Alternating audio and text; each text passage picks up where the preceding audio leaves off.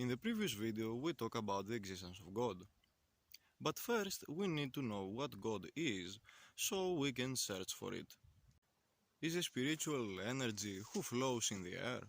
Or is a giant who used to live on the top of Olympus and took his spacecraft, so we need to look up to the sky during night to search for him? As my super ultratech radar, fueled by Ihor blood, didn't catch the spacecraft of Zeus, I realized that Zeus does not exist, or that reptilians block the view.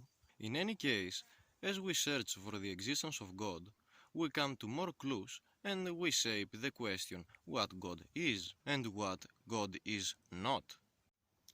So, we need to declare what God is to search for its existence.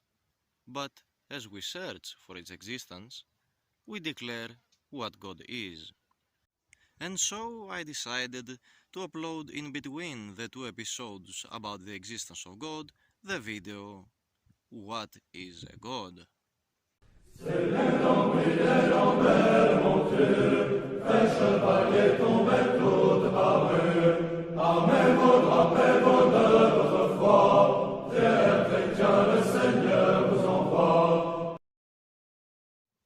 The word God comes from the Lombardic Godan, which means Odin. Same story with the Latin word Deus and its variants like Die, and the Greek word Theos. Both words come from the word Dievs, which is in Mycenaean Greek the god Zeus. Zeus, is the leader of Olympian gods and the creator of mankind. Odin is the leader of Aesir and also the creator of mankind. Both Zeus, and Odin are all wise, ageless and mighty, but they can lose to big monsters like Fenrir or Typhon.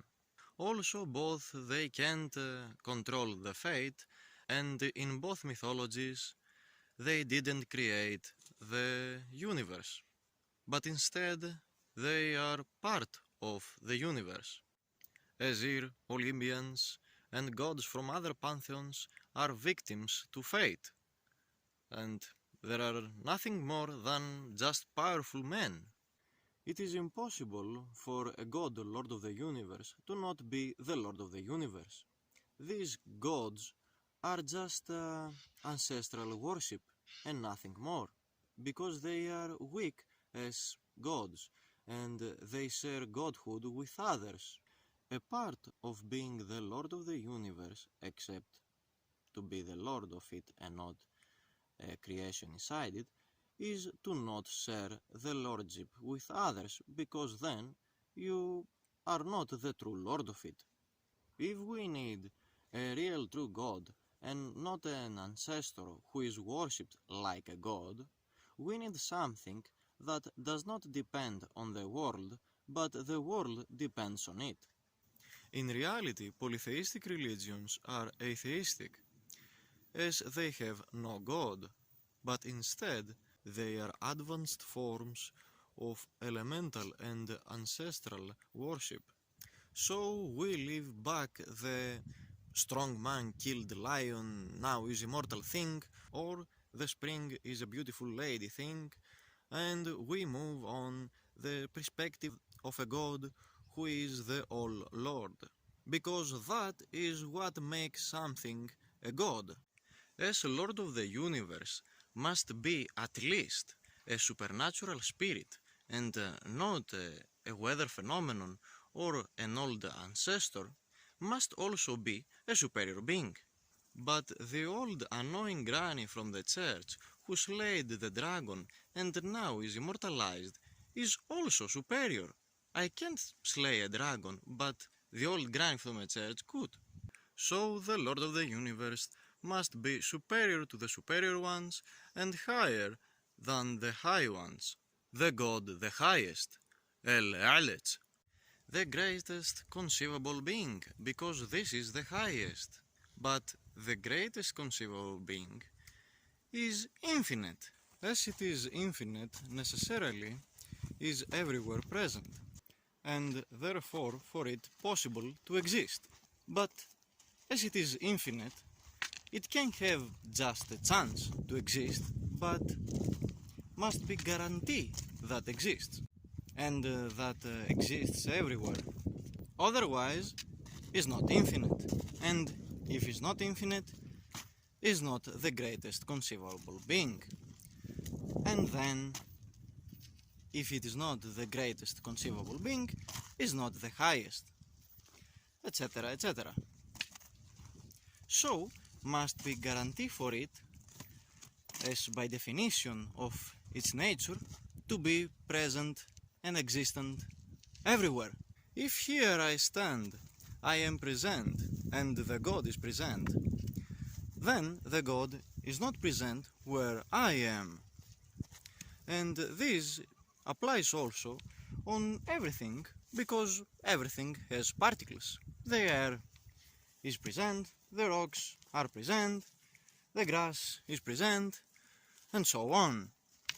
So, if God is present, must everyone else and everything else not be present. So, God must be the one who exists in reality, and everything else is because God is. Otherwise, if something exists, then when this thing exists, God does not exist there. So God is not infinite, and the chain breaks again. So must God be all present and all existent, and therefore everything else not existent. Ancient monotheists, philosophers, and especially ancient Greek philosophers, had a similar view on God, but they believed that God has no will, and the world is made by the nature of God and not by command. If God created the world unwillingly, then God can't control the fate. If God can't control the fate, then fate is more powerful than God. So God is not infinite, and then the chain breaks once again. So, unfortunately for those who don't like God willingly letting the evil in this world, God has will, and therefore controls the fate as is superior to it. Because God is superior of everything, God is the one who really exists. God is Yahweh.